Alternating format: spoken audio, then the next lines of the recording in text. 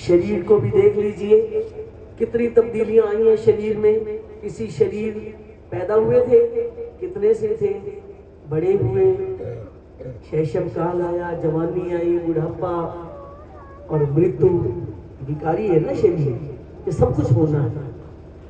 और वो जवानी देखी जो जाकर ना आए।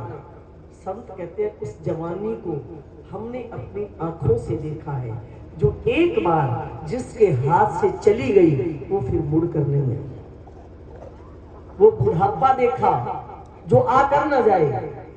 संत कहते हैं हमने बुढ़ापा भी अपनी आंखों से देख लिया, एक बार जिसके ऊपर आ गया फिर उसको छोड़ता नहीं, वो संग लेकर जाए। ऐसे ही संत संसार की नश्वरता पर प्रवचन कर रहे थे। बहुत संगतें बैठी थी, जैसे आप सुन रहे हो सब। तो जब संसार की नश्वरता पर संतों ने उपदेश किया, देखो अब यहाँ आए बैठे हो ना, सत्संग में भी कोई सारा शहर हिसार आसपास नहीं आए, सब नहीं आते। और यहाँ बैठे हो, यहाँ भी पता नहीं मन की वृत्तियां किसकी सत्संग में जुड़ी है।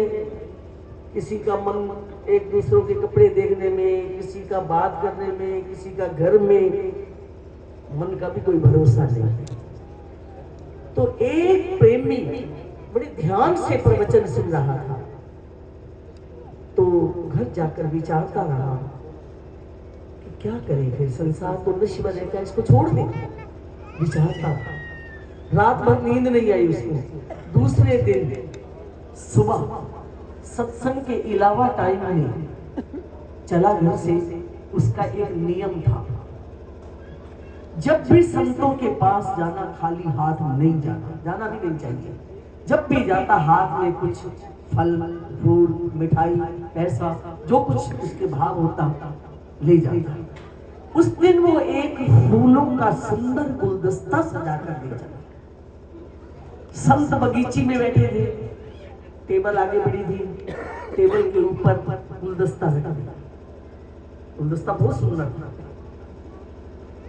और संत की नजर लगी उस गुलदस्ते पर और जाते ही प्रणाम करके कहते हैं, महाराज ये संसार नश्वर है, क्या इसको छोड़ दें। संत की नजर गुलदस्ते पर जुड़ी है, जवाब नहीं दिया उसको। दूसरी बार फिर कहा, महाराज क्या हम इस संसार को छोड़ दें, संसार नश्वर है।